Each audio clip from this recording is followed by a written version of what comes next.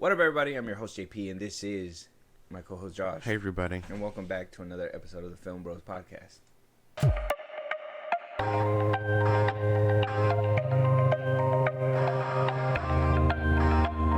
All right, Josh. So, today, I thought I had news, and I was like, yeah, man, we're going to talk about news today. Right. And we're going to do all kinds of crazy stuff, and we're going to have the conversation. It's going to be great, nothing too crazy. But then, everything came to a screeching halt. So, kind of like this. Oh.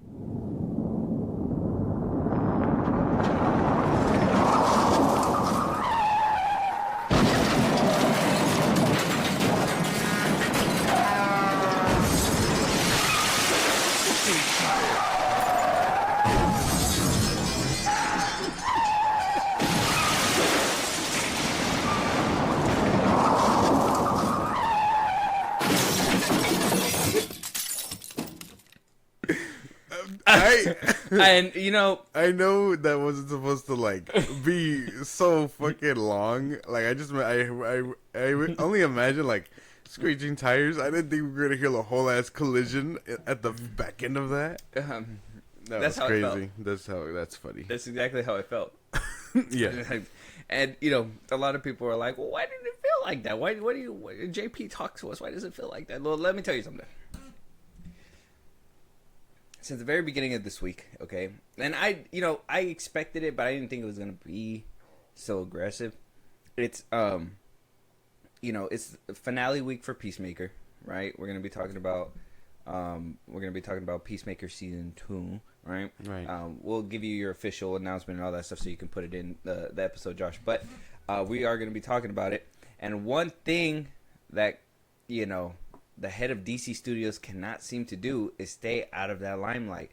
Whether it was promoting his universe before another universe was over, Right? To promoting his first animated show that is the beginning, but not the beginning, but also the start of something new, but also something that putting you in. To also greenlighting a second season of a show that was in the DCU, but now is not in the DCU, saying that he had ways to write in. Right. There's other things that he was promoting throughout this season. Cameo Fest, keeping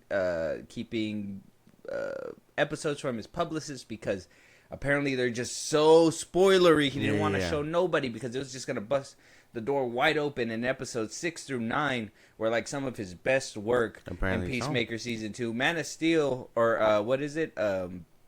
Superman 2025 was just so good, and Peacemaker just relied so much on it. They had to put it out to video on demand before it even was released. But I mean, before it was even done with its theatrical run, even though we saw how much it was struggling at the box office, there's a lot of things that we need to talk about. First things first, Josh, let them know what we're talking about today, and then we're going to talk about all the things that come with the DCU and what we're talking about all in one.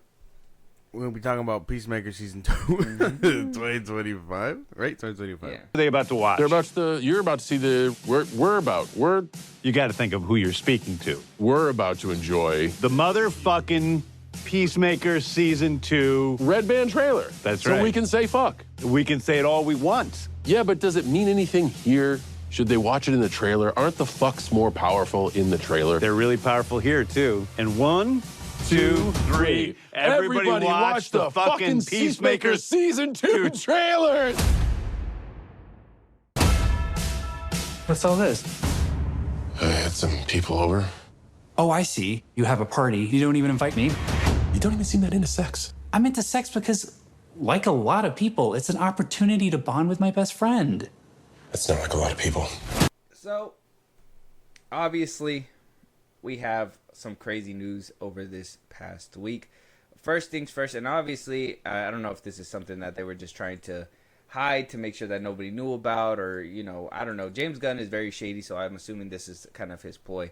But one thing that is for certain that happened this week is Superman, basically Forbes coming out to expose DC Studios and Superman, basically letting the world know that this movie, according to his price tag and how much it was, how long it was in theaters, assuming that it did make a profit. We did hear a number when when everybody was like, "Oh, it made 125 million. It made Yeah. 125 million, 125 million, blah blah blah blah. That was its profit, blah blah blah." We said, and I looked into it. We said that no, Superman made 125 million in its opening weekend. But it was also the profit that they made, right? Turns out that final number came from streaming and other means, other ways, toy sales, whatever, the streaming, any other way to basically recoup. Superman's theatrical net equates to 308 million. That's what they say the budget was, 308 million. That's the production cost. And so that they rounded up to 350 million for the production and marketing of the film. So realistically, at the end of its run, Forbes says that it made about $42 million, and the rest of that 125 million was basically streaming and other things that happened after it was released, Right. on video on demand. So it's a failure. It's kind of a failure. A little bit of a failure. Hemorrhaged a little bit of money. Hello? Hi, Bebe. I'm recording the plane already. Okay, we're in the middle of recording. I just wanted to make sure that I talk to you and stuff like that. Sorry. No, it's okay. Just text me whenever you're leaving and stuff like that, and I'll text you back, okay? Alright, love you. Alright, love you, babe. Alright, 1, 2, 3. So yeah, it was kind of it gave out a little bit of money, but you know they're obviously going to spend it as much as they as best as they can. Obviously, they were trying to sell Warner Brothers to Paramount. Netflix is also in the bid for it. So you know, I wanted to bring this up really quick to kind of highlight how much James Gunn is a liar. Yeah. But and we're gonna figure out more about how much he's a liar, but like how much he's a liar, and then on top of that, how much Warner Brothers is kind of backing this DCU to make it look better than what it actually is. And we're gonna talk about all the reasons why. I have a few reasons why I feel like they're overhyping it, and I think a lot of the fans are gonna start seeing. The light's gonna shine. But Josh, at least with all this, the Superman stuff and everything like that, I mean, how do you take that and like this whole spinning the narrative thing, right? Like Superman is a success. Yeah, it didn't beat Man of Steel, but it still made a lot of money in the box office, and it came out on streaming, and it's connected to Peacemaker, and I mean this is the positive spin that they're doing. I mean, we're getting the real. How do you feel about it? It sounds like copium. It sounds like cope. It sounds like they're going to try and spin ways to make it look profitable and everything like that. And I mean, that's fine. They can do that. That's what a company is supposed to do when they put out a terrible product. Ignore all the bad and take in all the good that could potentially boost up the next thing. And in this case, their next thing is their big universe. So, of course, they're going to try and spin it. But I think also acknowledging things like this, they don't have to acknowledge it, but we know it exists, and so we can automatically call them liars for simply hyping it up. Does that make sense? Imagine if Kevin Feige commented on every hit piece that like was coming after the MCU. We wouldn't be able to take him seriously. And because James Gunn does that kind of thing with normal people, it's hard to take him seriously. Okay, that's a good take. Before we start getting into the whole Peacemaker thing, James Gunn is overexposed. Right. I agree. That's a good way to put it, right? I mean, we see him on every podcast. I think I've seen him on that Brandon Davis podcast at least 3 times already. He fucking sucks the dick of Winter Bomb, like. And every single time he goes on to it, and don't get me wrong, he gives us a little bit of tidbit. I mean, we got the writers for Teen Titans on the second one. I think when he was promoting Superman, I think when he promoted Creature Commandos, he gave us a little bit more.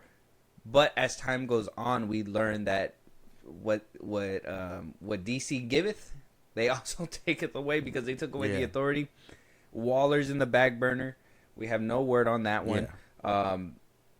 Batman and Wonder Woman, where are they? They're supposedly going to be like ushered into the forefront, but we have yet to hear anything regarding that. Clayface is in the forefront. Supergirl's in the forefront. James Mangold just signed a deal with Paramount. Who knows if he's even doing Swamp Thing still? Yeah, whenever that'll happen. Like, James Gunn is so overexposed that all these other things that are happening, kind of like when Sergeant Rock came out, and you know he was trying to be like, no, that's not happening, that's not real, and then it was like, actually, this movie's not happening at all, and then he was just like, yeah, it's just not happening. Yeah. It's like, why do you feel the need to comment on those things? Why do you need to comment on those things? Why not give us something that you can concretely give us? Yeah. And then go from there. One thing that I, and it's gonna kind of go into play, not only into what you're saying, but into what we're gonna talk about later, is that not only is he overexposed, either he's a liar or he believes everything he says. That's the best way to put it. Like either he's like, I'm gonna give you the best thing in the world, right? Yeah. And then he gives you like a shoestring. And is in his head, is that the best thing in the world to him? Is he like, and should we be worried? Should we be worried that the best thing in the world to you is a shoestring in a box? Yeah. Or is this like him being like, no, I know I gave you this. There's more to come, but this is the breadcrumb, right? Like like I know that I could do better. This is just the beginning. Yeah. Like, it's been just the beginning for a while though. So. Yeah. So I'm like, and then especially like how he hyped up these last few episodes of Peacemaker season 2. We're gonna talk about all that right now, but like the fact that he hyped it up, and at the end of it, if nothing was a burger, it'd be a nothing burger. Yeah. So I mean, he does that. I feel like he's been coming out and saying that kind of thing a lot lately, where he's like, "This is the best thing I've ever made," and it's like, you can't have every project. Like, would you make a bowl of cereal? You can't have the every project that come from DC be the best project ever. That doesn't make sense. It's not how that works. You can't be like, this is my magnum opus, and then be like, well, this is also my magnum opus. Like, that doesn't make any fucking sense. I think he's overexposed. I think someone needs to take his phone away. Somebody need to take his phone away. Somebody need to ask him, like, hey, like, are you sure that these cameos that you're hyping up, is it worth this big of a spectacle? Right. You know what I'm saying? Like, credit where credit's due. The Rock with Black Adam, don't get me wrong. Like, was the movie not that great? Yeah. Was it kind of not the best thing in the world? Sure. Did he deliver on his promise? Henry Cavill showed up. Yeah. He said he would bring him, and he brought him. He brought him. So that was kind of like a promise that he kept. So we couldn't really be like even though it didn't go anywhere, and we could be like, well, we could laugh at him because he did do the most and nothing happened. It's like now we're getting the least, and he thinks he's doing the most. I don't know. We'll probably have to talk about that right now in a second. But let's start cracking into this Peacemaker season 2. We'll talk about the episodes. We'll talk about how they made us feel, and then we'll go ahead and talk about where these characters are gonna go, what happens next in the DCU. And will James Gunn have a job after all this? I don't know, dude. Stay tuned to another episode. Shit, man. We'll figure it out. So, Peacemaker season 2. It's directly a sequel or a loose sequel to Peacemaker season 1. Off rip. The one thing that we talked about in the previous few episodes, that we didn't dedicate Peacemaker episodes, but we did talk about it in the beginning of our news episodes. We sprinkled it out. James Gunn just kind of wrote this guy in here, right? We said, James Gunn said, I have a way in. We as the audience said, oh. Is it going to involve some multiversal stuff? Is this Chris Smith not going to be in that universe anymore? Is he going to, kill maybe a good Chris in this universe and be the bad Chris in this universe? Yeah. And, we're going to merge universes. It's going to be a little bit of DCU, the things that worked and the things that didn't work is going to be gone, whatever, blah, blah, blah. We thought some nuanced shit was going to happen. Crazy stuff was going to go down. And like I said, I just feel like this second season is a far cry from what happened in the first season. But it also, I don't know. I feel like we're going to have to discuss this because I have some thoughts. Right. And the best thing that I can, like, the best way to, like, start off our review for, like, Peacemaker Season 2 is that I can say that, one, this season is, like, James Gunn is everybody in every character. And it's also on an audition tape. Right. And you may wonder, who's auditioning? Didn't everybody get their role in this show already? Yeah. It's an audition tape for James Gunn's wife. That's who it's for. Basically. Are you fucking kidding me? This whole season? Okay. Oh, it's supposed to be a in-depth view. Dude, you had your wife get some weird relationship involvement with the main guy, which she, let's be honest, they never really happened. Yeah. At all. They had sweet moments or whatever, but it wasn't really like, oh, they should be a thing. Or at least I wasn't rooting for them. You didn't try that hard to make me root for that. So she was like front and center, and she, we had Rick Flag hyping her up in the tabloids. Oh, she should have been ballerina, blah, blah, blah, blah. By the end of it, I think it was just an audition tape. And I could tell you something. She's not a good actress, regardless. We're going to break it down. We are. We're going to talk about all this. What did you think walking into Peacemaker Season 2? Like I said, we talk about this, dude. So you should have had a good grasp. I understand, like, the first thing probably in your head was like, fuck, it's James Gunn's Peacemaker. But, like, after the first season, after everything that you saw with Superman and blah, blah, blah, blah, what did you think walking into this season? I was, okay, outside of the whole, like, it's another James Gunn thing, I was expecting, I don't know, I was expecting a little nuance, if I'm being for real. He said he changed. He said he upped the game. He said he did all these things. But this is the best work that he ever done. Right. And I still don't feel that. I still feel like this is the same James Gunn delivery, just dialed up to 11 because now no one can tell him no. That's just what it is. I think I was hoping for, an actual story with emotional connections. But no. What this show does is bail halfway through on the connections and then right at the end goes, oh wait, we need those, and then picks it back up, sets up a whole different plot line that they decided to throw away, and then ignores it for DCU purposes.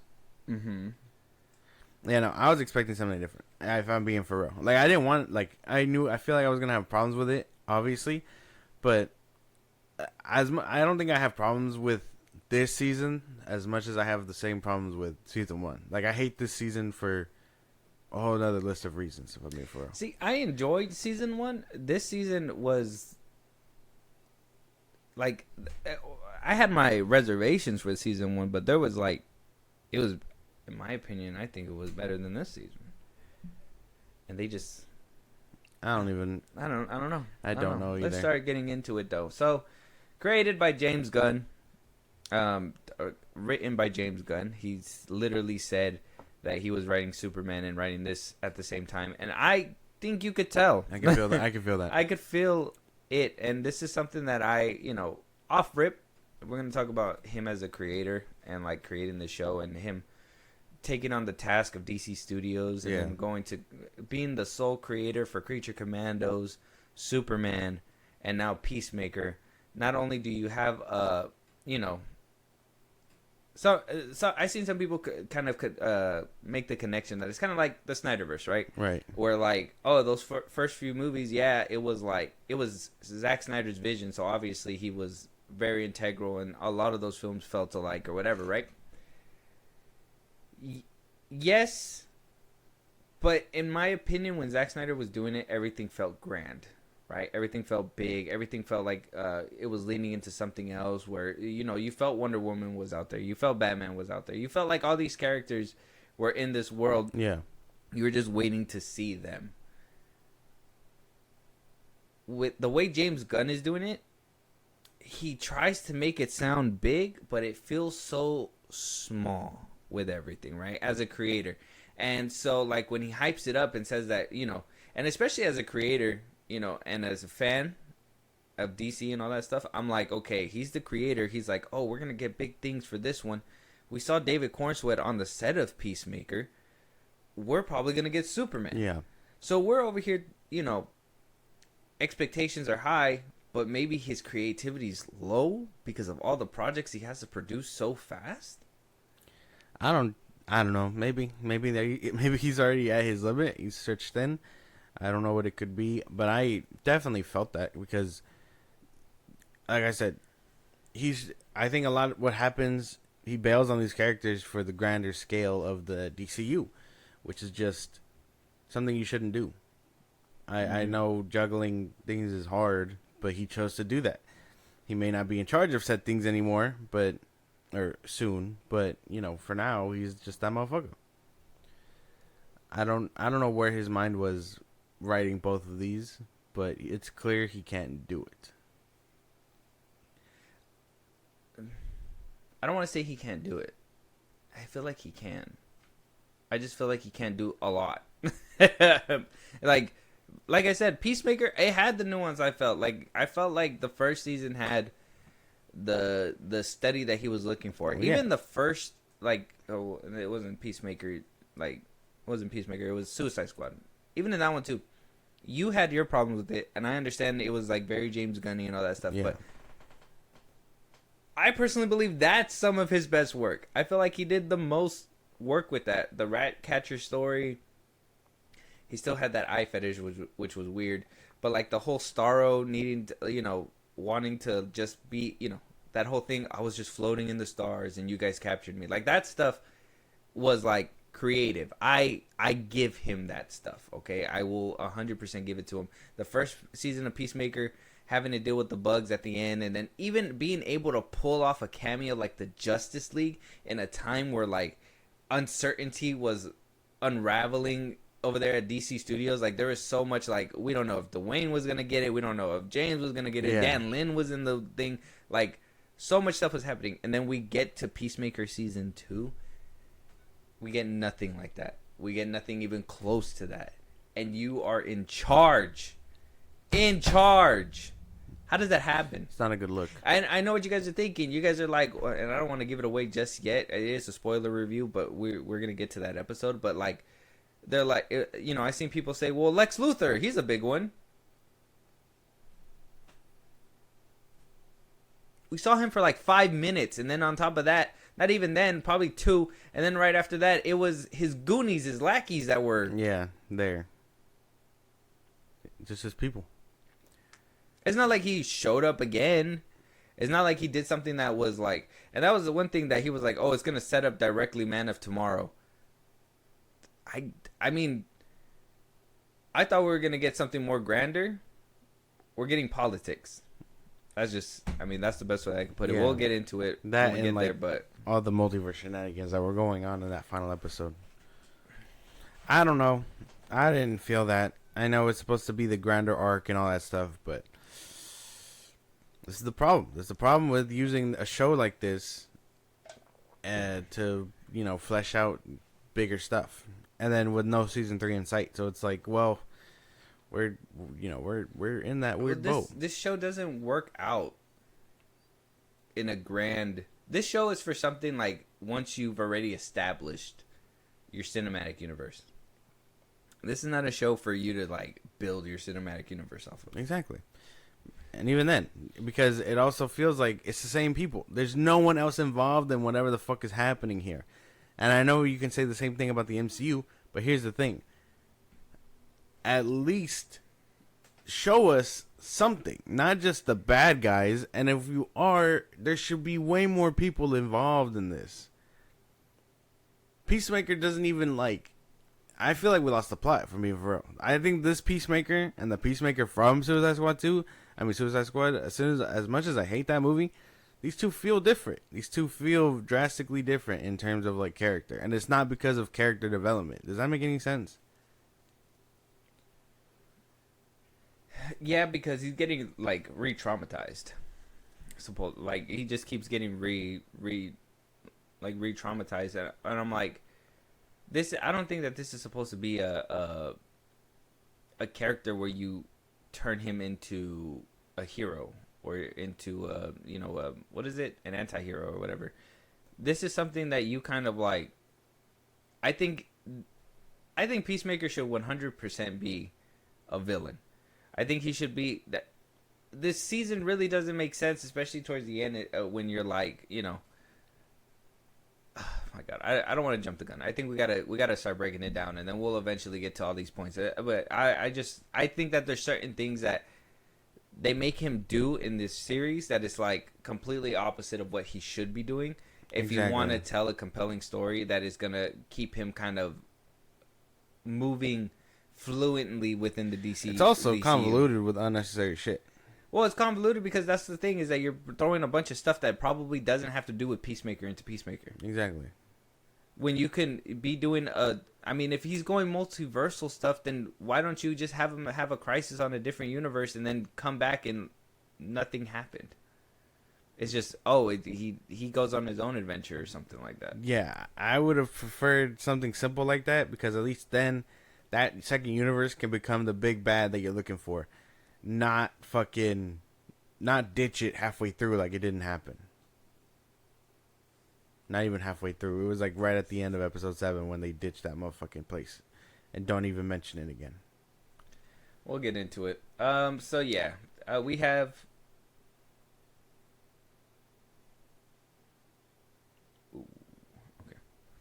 We have 8 episodes in season 2. We have John Cena, obviously, as Christopher Smith. Right. Daniela Brooks. That's funny. His IMDb hasn't. It's still like John Cena from like 2003 or 2004. That's so funny. John Cena as Christopher Smith. Daniela Brooks as Adebayo. Freddie Stroma as Vigilante. Jennifer Holland as Amelia Harcourt. Steve Agee as John Ekamos. D. Bradley Baker as Eagly. Oh, he plays Eagly. That's cool. He plays the clones in Star Wars. Robert Patrick as Augie Smith. He returns. Nut Lee as Judo Master. Frank Grillo as Rick Flag Sr. So on and so forth. Tim Meadows is in the season. He's a newcomer in this season. And then you have a bunch of different lackeys as well. Like I said, 8 episodes in season 2.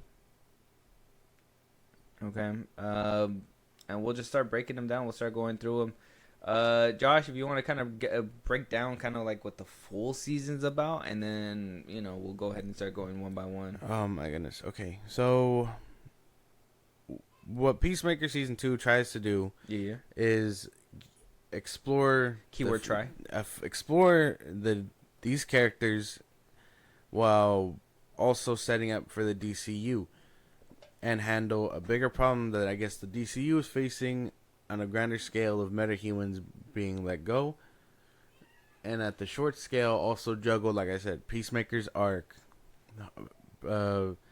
Harcourt's badassness, Ayo Adebayo's relationship and her issues. Vigilante is still Vigilante. He doesn't change or grow. He's just there to be funny.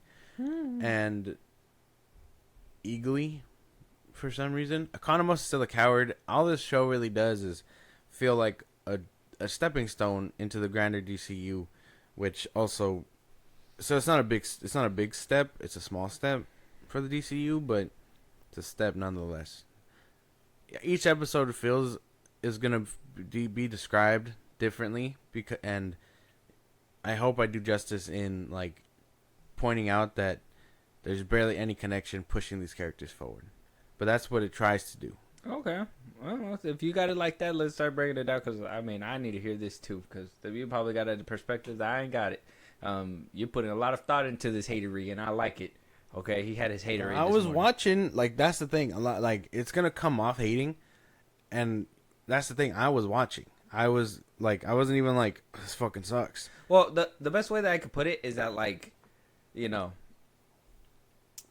when you enjoy something, it's a little bit easier to overlook the bad stuff, right? But when you go in there already not too fond of it, it's a lot easier. See, that's why I feel like for me to catch every little bad thing, I would have to rewatch the season again, because the first season I liked it to the point where I was willing to give the season a chance, and so in me giving it a chance, I overlooked some things, and I don't have 100% everything. So I like that you had your haterade this morning. I had my milk. Let's get into it. Oh my goodness. Season 2, episode 1, the ties that grind. Peacemaker interviews for a spot on the Justice Gang while Harcourt struggles to find work on the heels of Adebayo's bombshell press conference. Ekamos is forced to survey Peacemaker under Rick Flag Sr.'s new management. So, if y'all didn't see Superman, before this show came out, which obviously you should have, because that's why James Gunn, the head of DC Studios, released it online, because, you know, you had to do it. You had to do it sooner than later, because he said that it plays a part. You need to watch it. He said you don't need to watch Superman to watch Peacemaker, but you should watch Superman and watch Peacemaker. But you don't need to, but you should. But there's cameos for Superman and Peacemaker, but you should, you know. Either you make it mandatory viewing or you don't. You can't that's just my thing. You can't pussyfoot it, right? You gotta have to, either you tell us we gotta watch it or you don't gotta watch it. And if I don't gotta watch it, and this is Peacemaker, I'm probably not gonna want to watch it, right? But I knew that he was lying, so I watched it. But Rick Flag, who is basically set up to be the new Amanda Waller, which you don't have Amanda Waller, so they just fucking. He's like, what's the next best thing? Rick Frank Flag. Grillo. They just ditched Viola Davis, Mm-hmm. which is fucking insane because she was supposed to stick around. Yeah, she's not his friend, so that's okay. That's exactly it. So we see him basically chasing Peacemaker. He's over there hunting Peacemaker while Harcourt's over here dealing with her toxic masculinity, always wanting to fight people, also being blackballed by Amanda Waller, right? And all of this still from season 1, right? Still, right? Adebayo, sorry, I'm gonna keep getting their names fucked up. Adebayo made a press conference. If you can remember, she outed the whole organization and stuff. Got Amanda fired. Got everybody basically blacklisted, like Harcourt and her kicked off Argus. Economos is still a coward. It has nothing to do with that. So he still works for the Argus and under Frank Grillo's character, Rick Flag Sr. Mm-hmm. Peacemaker gets rejected by the Justice Gang, of all people. I think it would have been interesting to see him try and be a hero and also come to grips with, I guess, his moral compass of wanting to keep the peace. That would have been something, but we didn't even get that. It's played for jokes. He tells Adebayo he wants to change and that he's feeling like a loser or whatever. And this is the same episode where, in the midst of all that, we're supposed to take his issue seriously, but there's an orgy going on. It's funny. This whole season tries to make you take him seriously, but literally one of the cameos that shows up in one of these episodes gives you one line. And it just makes the case for me of like why we should even give a shit. But we'll get to that in a second. So this first episode, I mean, it was decent. John Cena coming back, I know like his acting chops should be getting better. That's like one thing's for sure. So I'm happy that he kind of came strong with the first episode. Amelia Harcourt, I mean, I've never been a fan, and for her to just walk around and go beating people up because she's angry doesn't do anything for me. I don't like how anything started. I don't like how like he just swapped the recap from Ezra Miller's Flash and Jason Momoa's Aquaman to the Justice Gang. I don't like in this universe that the Justice Gang is over here recruiting unknown people. Right. Knowing that Peacemaker is a criminal and they do nothing about it. That's just, for me, I'm just like, that doesn't make any sense. Like, you're recruiting people, a villain literally walks in and you do nothing about it. You just laugh and talk about your butt and eat popcorn. I think that's the thing, because also, I mean, a big problem with this show is that it took too long, in my opinion. Like, we have no reference of point for what this guy's been doing and quote unquote keeping the peace. since season 1. I mean, they mentioned season 1 a lot. They're like, we saved the world. What have you done after that? Where were you guys at? And then it turns out they're all unemployed. So, like, none of them really do anything. If anything, Vigilante has a more thriving career as a fucking vigilante than Peacemaker, who was on the Suicide Squad.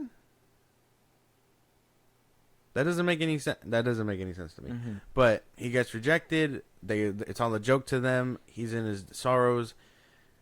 He basically in his drunk high. He ends up in another universe, and that's where he basically murders himself. Accidentally, he says. But I was just like, that was. If we're taking notes, that was a dumb way to go out. I don't think he just flies up. I would have preferred him, get information from him or something. But no, he's a dumbass, and we're just supposed to let shit happen. This is the thing. A lot of this shit is just letting characters. It just happen. Hardcore. She gets special treatment. I'm sorry. Like, that is just it. Everything she does comes without a struggle. And if you're like, well, what about the bruises and the cuts and stuff? That's what happens when you get in a fight, sure. But she's a small, frail ass woman. I'm not saying she's taking on 3-4 plus people. And at the end, she gets her ass whooped, and it's like, that could have been avoided. That's the thing too, right? Is that, like, everybody's supposed to have, like, their own lane and stuff. But, like, if you're an ex-agent, shouldn't you have a little bit more self-control? Like, I understood her going to her car and punching the wheel. Like, that stuff, I was like, okay. That's frustration. You're taking out your frustration. You taking out frustration on civilians just because, like, you're not a vigilante, right? Like, that would have doing it. It would have made more sense other than if selfishness. It would have made more sense if she was working with vigilante. Yeah. It would have made more sense if she was doing something that was motivating her to do that. For her to just walk in there and just be like, I'm gonna do it just because I'm mad. I get it, but motivation needs to be more than just I'm mad. It's like we just went through a whole season explaining to us why she should be mad. Right. But by the end of the first season, you told us that they were fine and happy and dandy. The 11th Street kids are walking away. They destroyed a thing together, right? They were already exiled from the Suicide Squad. Yeah. They've dealt with it. Yeah. They're still dealing with it. It just didn't make any sense for me to. That's why. That's the time lapse that he refused to acknowledge. He'd rather set up the Justice Gang in that weird post-credit scene than, do a small time jump or something and be like, we're here now. We got past all this. Like, imagine in a different world where they're like a time jump happens and they're more established. Ed DeBeo got her company or whatever, her security company, consulting company. She's having troubles with her relationship. Okay. Chris trying to be a hero, but also knowing that maybe taking lives is a more peaceful way than fucking throwing them in jail because they come back out. That was his big point in the first one. And the same reason he took out Rick Flag Jr. because he was in his way of peace. Mm-hmm. Like, I can't help but feel like this moral compass of his has very much been thrown out the window for his own selfishness. But it's like, no, if it was that strong, he'd be chasing that. If it was as strong as Hardcore's anger, they'd be chasing that. I mean, I understand, like, the whole thing about, like, the dad and whatever. The dad was the problem and all this and that and the third or whatever. Like, I get that, but he handled that in the first one. So then why aren't we moving forward in a different direction? And, I mean, if that's what the direction is like, now I'm going to do better and join the Justice Gang. Get over your dead parents already. Well, that's not, like, that's the motivation, right? Like, that's okay. But, like, if you're going to go and take that motivation for the first season and be like, okay, well, I'm going to go join the Justice Gang. The Justice Gang don't know you turned a new leaf. Right. They should have went after you. Even at the end of season 1, they show, set up him hallucinating his dad. That's what I just think is that, like, this show should just be like, since the beginning should have just been like cat and mouse, like, he's just trying to get away from the government because he is still seen as this bad person or whatever, blah blah blah. And by the end of it, I mean, if he does get captured or whatever, I mean, that's something. But, like, it felt like it is, like, in the first episode, because you're gonna talk about how, like, it is disconnected, and me thinking about it now, a little bit. So first episode off rip, I mean, it was okay. I just think that they just James Gunn is his own worst enemy when it comes to things like this. Okay, I can take that. All right. Episode 2, a man is only as good as his bird. Ekamos gets a new handler, Flurry, after failing to distract Flag from Peacemaker, while Adebayo deals with Kia's issues. Peacemaker handles dimensional aftermath as Argus acts. Right. So, basically, Peacemaker has to deal with killing his counterpart. Yeah, Adebayo, like I said, Adebayo, she's trying to figure out what happened with her relationship. They basically broke up because they had two different deals going on. Where Adebayo was stuck in the past, trying to live in the present and get her company started, her consulting company. The other one was holding down a stable job and was getting basically tired of her bumming out on her couch. Mm-hmm. Harcourt is still doing that whole angry thing and won't return Peacemaker's calls because she doesn't want to let him in or whatever. And Peacemaker's like exploring the multiverse at this point, right? Yes. Well, he's in the other world at this point. Mm-hmm. Vigilante helps him clean up a body, his doppelganger's body. Ekamos is living with this new handler, basically. The dude that's like bird blind or whatever the fuck. Tim Meadows' character. Right. Tim Meadows. And the gang. Isn't one of them called Titties? Yes, guys, in your DC Studios show, one of the agents is called Titties. It's just... And one of the agents that is in a position of power has bird blindness. I mean, it's like, I don't understand, man, because they basically try and break in while Peacemaker's in the other world, and then they get their ass kicked by Eagly. I am sick and tired of this. Like, I am tired of this bird, man. I don't know what he did or why James Gunn gave this boy a whole subplot. It's fucking nuts. I don't know where the fuck that came from. Like, Eagly has more bodies and action in this in this show, than Peacemaker does. Because at this point, it's only one.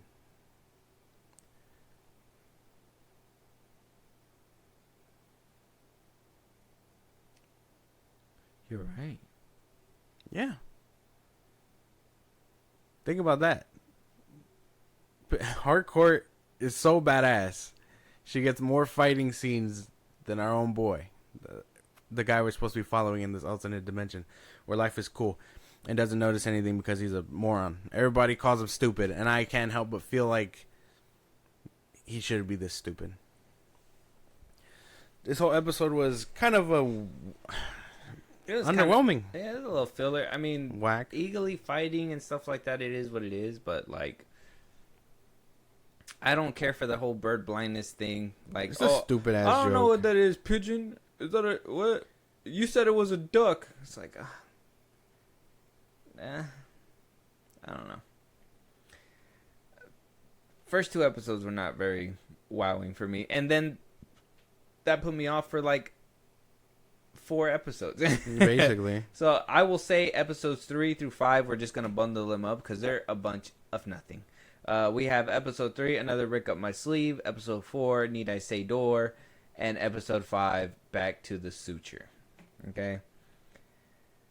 Every single one of these, it's just Rick Flags chasing and noticing the portal keeps opening while basically John Cena keeps going into the different universe. In episode 3, Judo Master shows up. He's basically tailing Peacemaker as well. Episode 4, Adebayo basically tries to talk him out of doing all this multiversal stuff, which he's still gonna do it anyways. And then by the 5th episode, we finally get that stop to the whole multiversal thing. Rick Flag stops him. He winds up getting his hands on him, and then he roughs him up in the interrogation room. I'm gonna say that and streamline it that way because that's exactly the most connection we get out of the season from those 3 episodes. Other than that, there are a bunch of filler. You talk about feelings, whatever, exposition, a bunch of stuff that I will be honest with you, I could care less about because they did not set that up in the first 2 episodes at all whatsoever. They threw it all away for jokes, comedy, and bird blindness. Yeah, I mean, yeah. At the end of at the end of the third one, Peacemaker and Harcourt try and do a heartfelt thing and try and talk about the weird night on the ferry. And then Vigilante's in his fucking tidy whities. Right. They have a party for Economos and all that stuff. And Peacemaker, after that falls through, goes, all right, fine. I'm going to go fuck with this other Harcourt who fucks with me in the other universe. Mm-hmm. But also Rick Flag, where he's alive in there. I can't tell you the revelation I had at this point where I was like, oh, damn, we can finally have maybe something interesting happen with him coming to grips with, Rick Flag or whatever. Rick Flag. Like, and this is the thing. This show has had a lot of potential to, like, talk about these relationships with Peacemaker and his brother, not just the good times, but like what does that mean, like, or Rick Flag and him talking about his son and how he may have been doing it just for the mission, but no, he doesn't care about that. He cares about revenge. Tell us why they automatically feel like Peacemaker's acting weird when he walks into the portal and he's asking nice questions and being nice and blah blah blah blah. Like, nobody bats an eye at him at all. His own brother, and as a brother, I can tell you when bro is acting weird, you can feel that. Like, that's crazy. Like, I want to play a game. Where's this? Who's that? What's this? Where's that? Where's this? And he's just playing along, and then he falls for it again when Harcourt does it in episode 7. It's like, this place is. Are they all stupid? Like, are they all dumb? Are they all like? Well, it's what you said, right? Is that everything just basically goes because it needs to happen that way. It doesn't matter if they're fucking stupid crazy. or not. If they're supposed to be smart about it or whatever. It needs to happen that way, so it just goes that way. That's the thing that, where I say his creativity and maybe like his penmanship is kind of running dry, because you go from Creature Commandos to Superman, and now you're trying to do another 8-episode season, and it seems like you're fucking pulling at straws to keep the story going. 3 episodes of like you just doing the whole hardcore thing and all that stuff. Chasing him. And don't get me wrong, dude. I don't judge nobody for what they do behind closed doors. But if you're gonna put some weird shit like John Cena and your girl trying to be together and you just want to film it, that's fine, dude.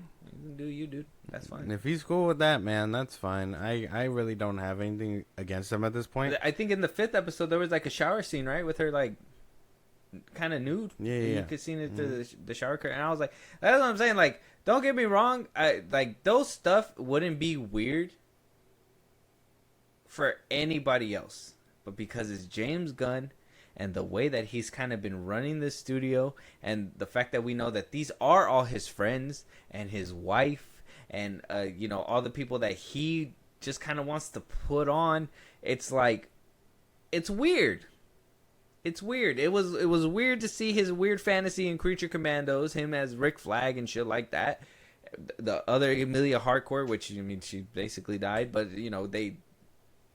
they had their thing, and then now here we are again, where like it's another one, and like that's one thing too, is that like every single one of these people feel like a part of James Gunn. Like John Cena, when he's reading his lines and sometimes the way that he acts, I'm like, James Gunn told him to act like this, and he's doing it, and he just feels so like James Gunn. Is that another weird thing where like he's so overexposed to the point where like you could feel where like his hand is actively touching and where you want him to go and all that stuff. Yeah. Like, it's weird. It's weird to see. I don't like it. That's something. Like, when I see Judo Master and everything, that's not a problem. Because I know that that's his friend, but it's not too big of a deal.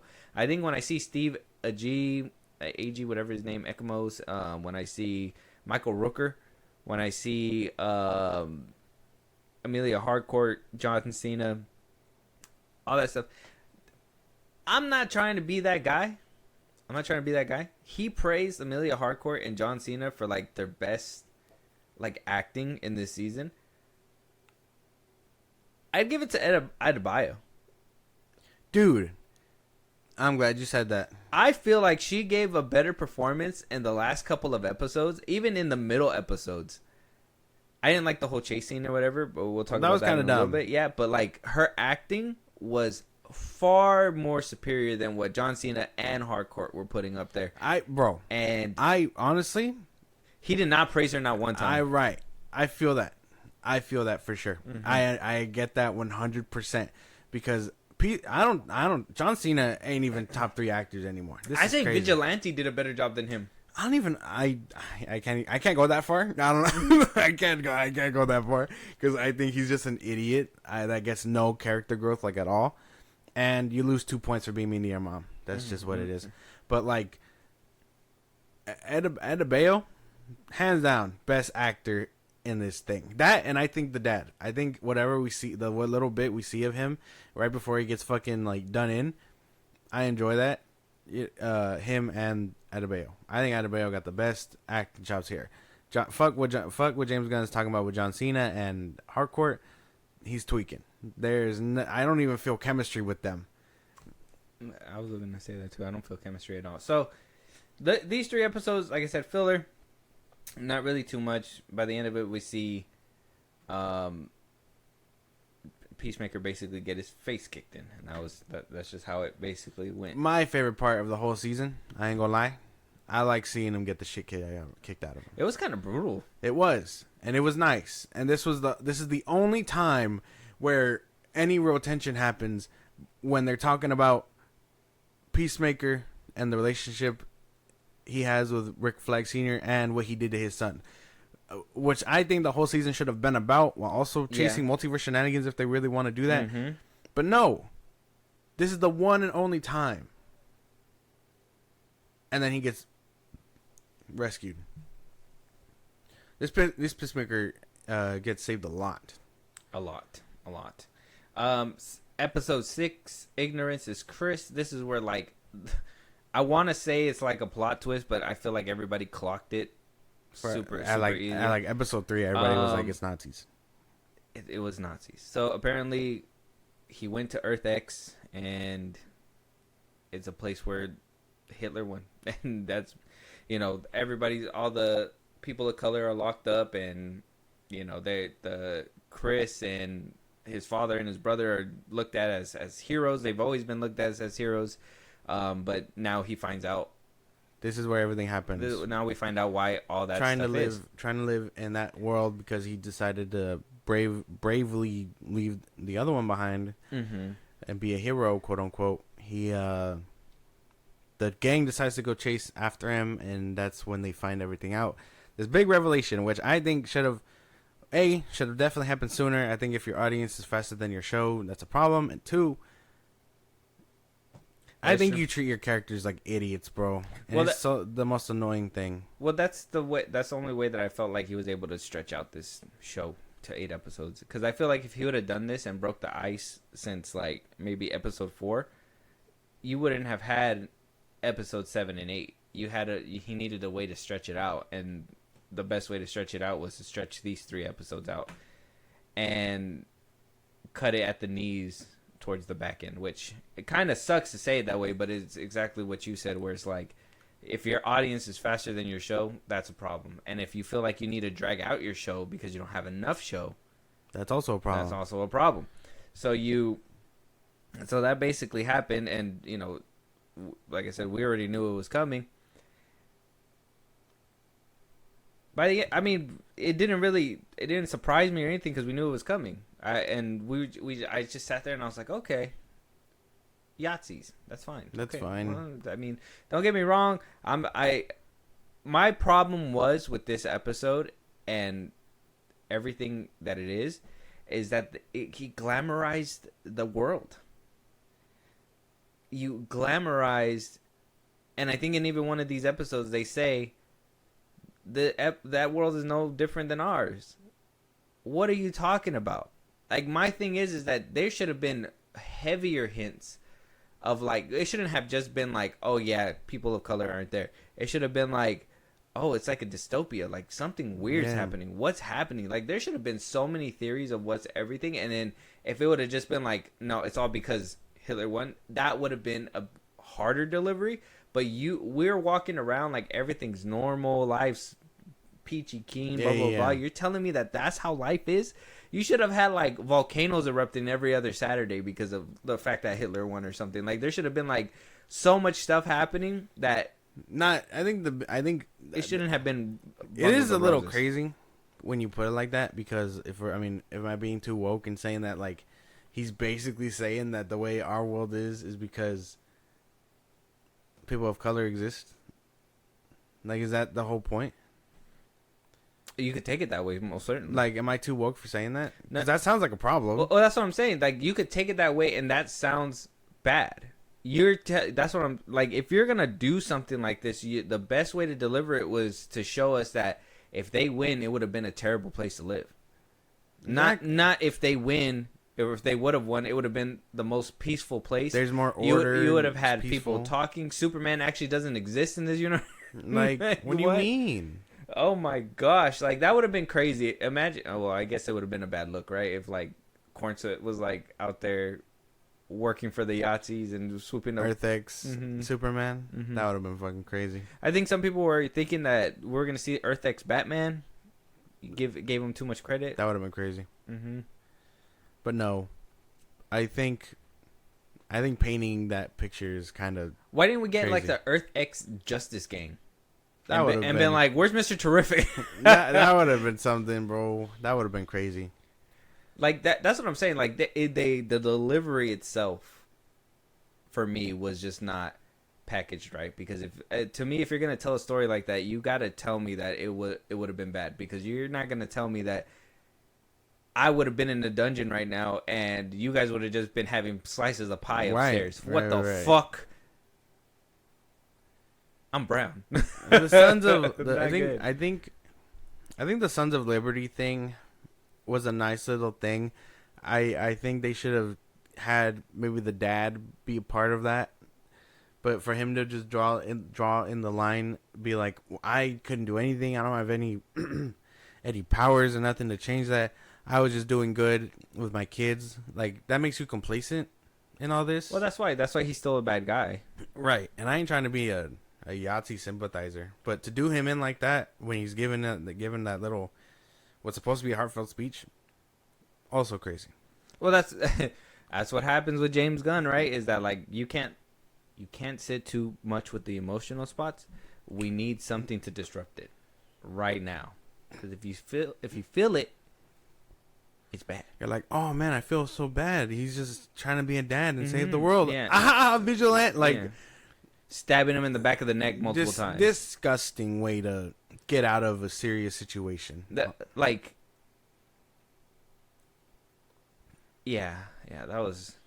crazy. And that's gonna be in the next episode. We'll talk about it right now. Episode 7, like a Keith in the Night.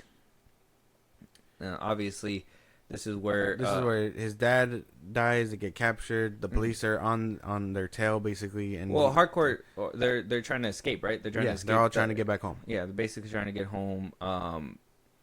They got Ekamos tied up at the house. Yeah, they're all trying to get home. He gave up everything really fast, which is crazy because he was like this big, tough talking guy, and he just kind of gave everything up. That boy got no spine. He just folded like a damn lawn chair. Yeah, I mean, granted, he did get stabbed in the hand, but still, it's like you folded pretty quick. This is the one where like I felt like everything was kind of coming up to a nice boiling pot. This is where I was like, okay, this is where we're actually getting somewhere. Episode 8 is probably gonna hit us pretty fucking hard. I told myself. Did it happen? We'll talk about it. So this one, I enjoyed it for what it was, because everything, like I said, everything was kind of just building up. The dad, the reveal, everything was pretty decent. I did not like the cutting short of the father dying. I hated the whole setting up the brother coming back for revenge, but like there's no way to actually make that happen, right? Because they got the doorway. And then, the one thing that I was like, okay, Hardcore could be a badass and kind of cement herself as somebody that you like, is if she would have pulled the trigger on the brother. She should have. That's where I would have been like, okay. But no, they gotta kind of got me there. They gotta hold the door open for a potential movie. Potentially bringing him back for season 3. I don't know. For me, I was like that. if you would have had that and moved it up, and then you would have had a whole second half of maybe like Keith going into his universe and fucking shit up, and maybe like the Justice Gang having to go in there, and that's what I'm saying. Like, you hype up grand stuff, and I guess the best way to put it too is that in episode 6, we forgot to speak about it, but in episode 6 is where we got the Lex Luthor reveal, the cameo, and all that stuff. That would have played a part into episode 7, but they just kind of did away with that, and so we just had to keep pushing for. I don't know. These last 3 episodes, they're supposed to be the strongest part, and they felt the most disjointed, if that makes sense. Yeah, because he's wrapping everything up fast. So by episode 8, the most emotional. I mean, what could have been good and emotional was if we actually got him versus Keith or whatever, and then maybe a recreation of him killing him again in this universe, something, I don't know. But no, it gets done in, he gets saved again by his bird and his group of friends. Like, imagine you're a hero, right? You're taking on the bad guy who just killed your brother. And then you get beat up by a mini guy in a green suit, an angry FBI agent, a bald eagle, and a black chick. Imagine the frustration. In full suit, by the way. No bullets, no nothing shot. You just get stabbed and done in, that's it. Weakest way to handle somebody. And then he gets saved by Peacemaker. But it's like, I don't feel anything at this point because you didn't bother to flesh out whatever this relationship was. This Peacemaker doesn't know this Keith. This Keith knew his brother only. And now he has to deal with the murderer and a whole different person that's wearing his brother's face. There should have been something here that drew emotional storytelling from both sides. And then I would be like, okay, maybe John Cena got the chops to be in the top 3 thing. Yeah. But I'm not seeing that. Just screaming in the corner doesn't. That doesn't do anything. His face, John Cena's face is just long and disturbing to look at sometimes. I'm sorry. This episode just falls flat on its face. I don't know how anybody got any emotion out of anything here. I didn't get no. Because they didn't sit with anything. They didn't let you sit with anything. Nope. They didn't even let you sit with the reveal that it was like a Yahtzee world. It was just played as a gag, like, oh, there's a mural behind you, and he was just like, how the fuck did I miss that? Yeah, like he treats his characters like morons. I can't. He's the smartest guy in the room and everything. So he has to dumb everybody down, apparently. That doesn't make you the smartest guy in the room. Episode 8, Full Nelson. This is where everything kind of, a lot of people are like, oh, yeah, we're going to get the craziest ending that we could get. And no, this is where we get the car crash that we got in the beginning, right? Like the big hole. Screeching hole. No, he says, actually, we're going to give you... we're gonna give you a hour-long like bits of music video and maybe like a Foxy Jam or what's the name? Foxy Shazam. Right. Concert, and yeah, and then it is what it is. I don't know. This one, it was supposed to be like everybody figuring out what they wanted to be and all this and that, and getting their stories realized and everything kind of settling down. And I was bored.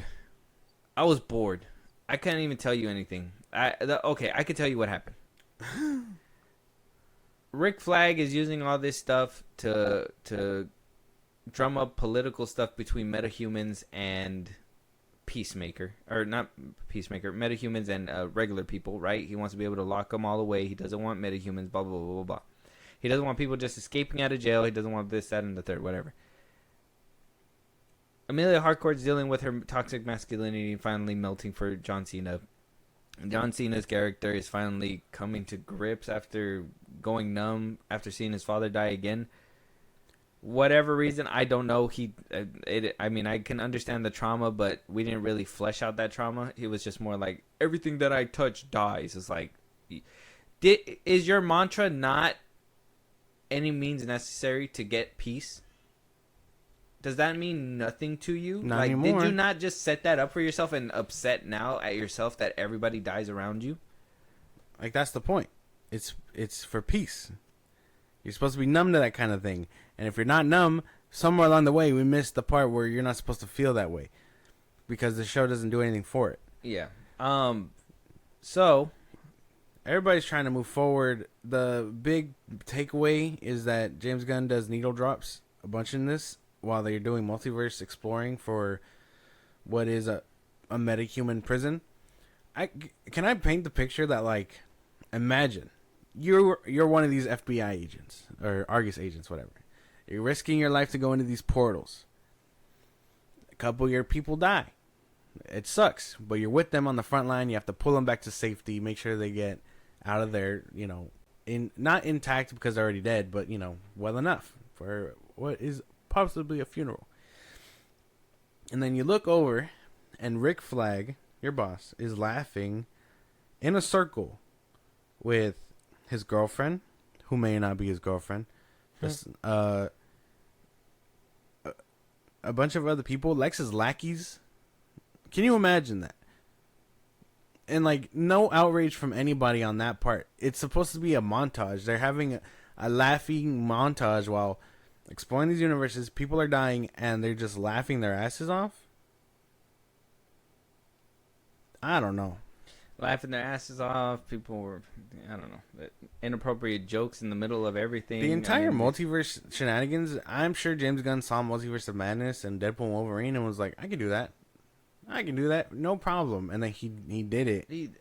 Very basic, like, but that's my thing too, is like, we could have had a Corn Sweat in one of those doors. He was on the set. We could have had Justice Gang actually be the Justice League in one of those doors or something like that. Like, there could have been so many more cameos. Instead, we got Skull on legs, which we saw in the trailer. Gummy bear weird people, candy people, zombies. Yeah, man. Like, nobody cares. I guess, bro. Like, that's cool, but I mean, I said, they ditched the. He said that this was his best work. He said that we're gonna get some crazy stuff happening in these things. We didn't get anything crazy happen. Nothing came out of this episode. We got a walking montage between people walking out of doors, Judo Master in a suit within a suit. I thought that was weird too. That's, to me, I'm like, nothing happened in this episode. Nothing. And, like, this is where I'm gonna say, like, the one line that Lex Luthor said, and where everything kind of just doesn't make any sense at the end of this season, when Rick Flag was like, oh, I want to put all the metahumans away. And he's telling the people in the suits, hey, I want to put all the metahumans away. We can put them in this prison. All of them. They can all be put away. What does that plot have to do with Peacemaker? What? Because Rick Flag just has a vendetta? But that should have been the forefront for everything. Why would you say the metahuman thing is going to be like the big split with no metahumans? Why didn't Peacemaker have a metahuman with him where he was trying to protect them, because that was going to bring peace at any cost necessary or something? Right. Maybe he had to protect them. Maybe, if Blue Beetle was in this show, like, there was kind of like a tease or whatever, that would have been cool, because it was like, okay, he's a metahuman. He's a hero, but he's a kid, and they're trying to stop him because he has alien tech on him or something. Like, that would have been something worth kind of setting up to put metahumans away. But, like how Lex said, is he metahuman? No. Then why do we give a shit about this goofball? We don't. He's not a threat to anybody. Oh, because he has a portal? You took it away in episode 6. And I understand that, that you want to do him harm because of the whole kid thing. But it makes it more shallow when you go after him for work purposes and then whoop his ass. And then on the thing your son was fighting to stop, you're basically a part of it now. Yeah. Is it a poetic thing? Sure. Was it delivered kind of weird? Yeah, and that's why it's not going to hit as hard as it's supposed to. I got my cake. It's just, you fucked up the box. Yeah, that's basically like... Oh, yeah, like, you gave us the cake underneath, but the frosting says, fuck you, bitch. Like, what? No. I was going to eat that. It was supposed to be happy birthday. Yeah. No. Yeah. But, like, I mean, you're right. I mean, okay. because let's just think about it and follow what the show does. They're saying that they were monitoring Peacemaker for any temporal rifts or whatever. So you're telling me he's been using that thing nonstop for however long he's been off screen to attract attention? And in which case, not anybody's attention, but from Argus up until Rick Flag took the position, and no one seemed to bat an eye but him. But because it's also a personal vendetta, he decides to go after him anyway. Mm-hmm. Why? And this that's is the thing. This is the thing. That's fine if they would have played on that the entire fucking show more aggressively. Like, why send Tim Meadows instead of Rick Flag himself? Exactly. If it's that personal, and then where's his fucking gray hair? And then as soon as like he gets him in custody, he beats his ass, and that's the only, like I said, the only conflict. Same way with Keith, the only conflict we get between these two. And then the ending where he throws him in another portal. But I think even at that, like, that shouldn't have happened either. Where's Grillo's gray hair? They didn't want to dye it because of Tulsa King. He was in Tulsa King. I understand, but he said in Peacemaker season 2 he wasn't contracted. He couldn't do it for Superman because of Tulsa King, but not for Peacemaker. Oh, I don't know. They expect me to believe these two are moving the same way. I don't believe it. I don't believe it either. I didn't even see him fight in this show. Besides beating on Peacemaker. He just beat Peacemaker's ass. And Peacemaker didn't even put up a fight. It would have been decent if it was like the same dude that took on Clayface was taking on Peacemaker and whooping the shit out of him. And Peacemaker was fighting back. But he didn't even fight back. He just let it happen. And this is the thing. Peacemaker gets no like fighting outside of the. He's supposed to be a wrestler. The building, the people, when he takes down the resistance people, and that's it. I would have enjoyed the fight a little bit more if Frank took the cuffs off and been like, I want to see what you did to my son type shit, and then they would throw the ones, and then that would have been fucking cool. But no, I mean, I'm satisfied he got his ass whooped. That's what I was looking forward to the entire season. But imagine in a more epic way like that. Same thing at the end with Keith. If he was like, you killed my dad, you killed my brother, I got to run the ones, and then boom, he kills him. And then figures out he's the problem. That's what I'm saying. Like, he figured out he's the problem, but like in the worst way, because it's like, his team did it. His team saved him. It wasn't him. His team did. His team has problems. Like, what? That's true. His team wanted to kill everybody. He was over here trying to save everybody. His title doesn't even make sense anymore. He needs to pick better friends, I guess. I don't know. His team doesn't make sense anymore. I don't know. By the end of it, I'm done talking about Peacemaker already. By the end of it, I give the show a 3. I have nothing else to say. This season 2 sucked dick, dude. I hated it so much. Every last bit, the comedy, the only highlight I want to say was Tim Meadows, but then using him for bird blindness and dumb shit like that just really, like, I give it a 3. I just couldn't do it, dude. This show was a struggle. The first season I was more looking forward to watching it every single week. This one it was a chore, and I hated it so much. Anyways, yeah, you want to go ahead so we could just talk about the future of the DC? I don't really have much, man. That's why I don't. I'm not even like I'm not disappointed. Like, I know people are upset about this whole ending, but I figured this was coming. I knew this was happening a mile away. People are just now realizing that James Gunn has this problem. I can't wait to see what this unravels. That's the thing. So we knew it happened. We knew what this was. We knew. I'm probably with you, bro. I give it like a 3, 2 at most. Like, Etta Bayo needs to. She needs to break off. Yeah. She needs to pursue that bag. The fact that I can't. That's something that I couldn't see her, like, her acting in the last 2 episodes and then be like, why didn't James Gunn praise her at all whatsoever? I think she was doing a way better job than all these fools. Right. I think she's great. I think she does great. I don't know. So he does explain Peacemaker season 2, the finale, basically where everything's gonna go. He brings up the whole in the first episode, I guess Augie was talking about the peppermint sticks and I guess that whole thing, and then we wound up seeing it at the end, so he was very happy about that one. I guess at one point that he talked to Ryan Reynolds to see about a Deadpool room, and that just didn't pan out. Nobody cares. Why would you even have talked to him about that is my question. Why wouldn't you have talked to him? I don't know, maybe the dude who plays your Blue Beetle. Oh, I don't know, maybe the dude that plays your Superman. Oh, what about the girl that played your Hawk Girl? The dudes that already like in your fucking bag. Oh, but you try to get Ryan Reynolds. I don't know. Is there a third season? Gunn says no. There's about the wider. No, this is about the wider DCU and other stories in which we will play out now. That doesn't mean there won't be. I don't want to never say never, but right now this is about the future of the DCU. It's an important character.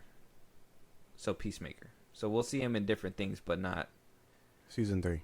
Mm-hmm. So like Man of Tomorrow. Mm-hmm. He asked about Kevin Smith surviving.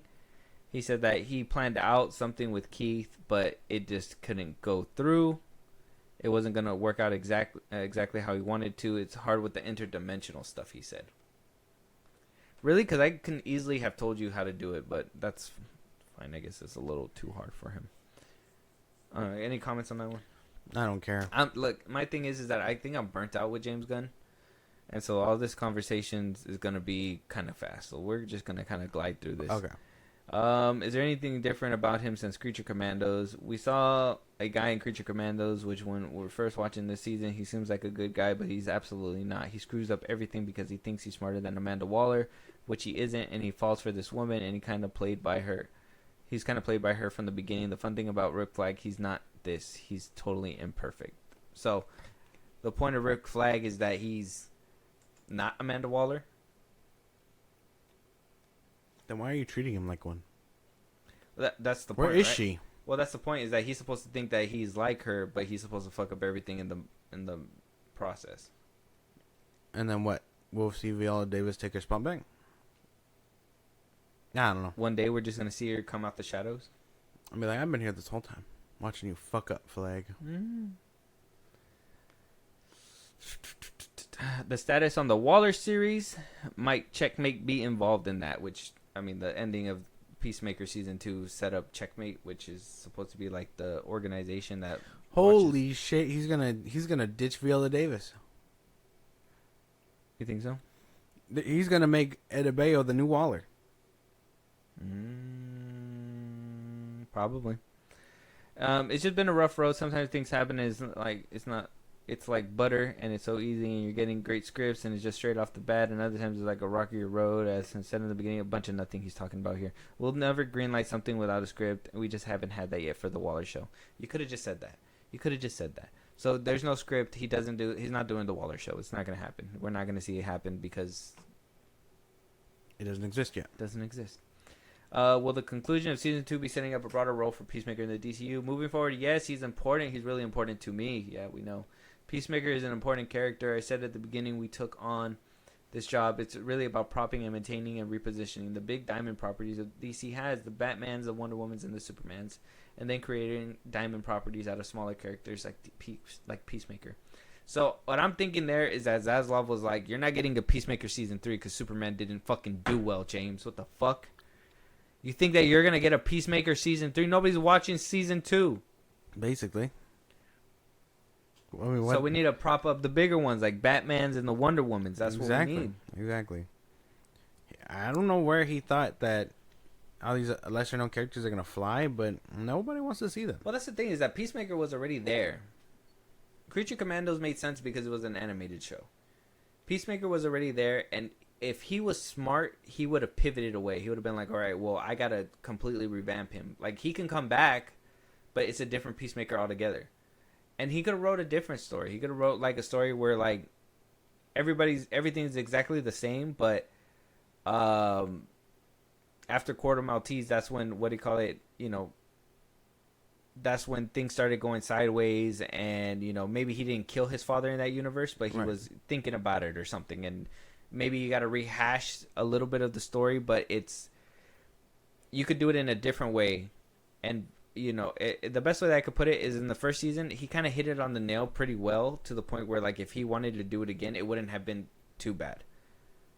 But if you do it in a multiversal way that doesn't add anything new, you're basically saying, I'm raising the stakes, but it's the same thing. So I don't know. Yeah. I think he put himself in a weird pickle to do a Peacemaker season 2 when it was just not necessary in the moment. You know what I mean?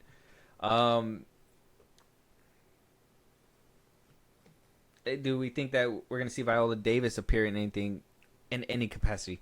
I would certainly hope so, says Gunn. Viola and I have a great relationship. I love her to death. I think she's one of the greatest actors I've ever worked with, and so I would certainly hope so. What do you mean? What's hope to you? What do you mean? Like, you don't run the fucking ship and could put people in anything that you have. You're telling me in a list of people in the room, you're going to do a bunch of your friends, and then maybe Viola gets the pass? Get the fuck out of here, bro. Because he loves her to death, but not as much as his friends. Right. You're like, whoa, Viola, we can't. My brother's already, like, what do you mean? What maybe? What the fuck? What do you mean? So, he says, you've talked about getting the DCU off the ground. How are you feeling now in terms of passing the baton to other creators? James Gunn says it's challenging because I am by nature a writer and a director. I will produce things, but it doesn't come as naturally to me. It doesn't feel like it does. I'm trying to be the best producer I can. It's a personal challenge. I'm focused on being the best producer and supporting those creators the best that I can to help tell good stories. I'm beholden to the story in those things as much as I am to the story of my own stuff. So my central concern is the same whether the movie I'm directing or someone else's. So we're gonna feel this motherfucker's influence to everything. You think so? You think he's not gonna be able to let it go? No. I think he's gonna take, like, it's gonna take him a hard time to not be like throwing a piss joke. Like, I don't know, something like that. Can we fit an orgy in here? Supergirl should have totally said something by now. She should have totally said something by now. Yeah, I mean, none of this really hypes anything up. I mean, he did say that the universe that Peacemaker was left on was Salvation, which, from what I've been hearing, is just a comic run where, like, all the bad guys live. Yeah, and he wanted to make it clear too, just to make it clear. Right. We're adapting the story. It says right here. We're adapting the story, but it's not the same story. Like Joker and Lex, we're not doing that. Because I guess there's a specific storyline within that comic where Joker and Lex go head to head or they bump heads or something, and he flat out said we're not doing that. I'm trying to think then, because he said all metas. I think the point is to get the bad ones, and then they're gonna be like, let's try and send all the good ones. I'm pretty sure we're gonna see like the Creature Commandos in there. We'll see them popped in there. We'll see like maybe a couple other metahumans or whatever. But at the end of the day, it sounds like to me that he's just kind of a loose adaptation is always the best way to go. But like for you, what's the best way to do it? You are the head of DC Studios, and you're talking about these projects, and you're saying that you want to adapt them. And the most that we've seen and what we're probably going to get out of the gang is not Lex and Joker and Captain Boomerang and all these people. It's going to be Peacemaker and Creature Commandos. Yeah. And what other bad guys are... Clayface. The girl in the bunny suit that we saw for like 2 seconds or something like that. So those are not the people that I'm excited to see. I wanted to see what your Joker's going to look like, what your Batman's going to look like, what your Wonder Woman's going to look like. And we haven't got not one. Not one. And you're too afraid to pass the baton. Right. I don't know, man. Power hungry people. He says everything's very connected. He said everything, the storyline from Lanterns is going to connect to Checkmate and Salvation.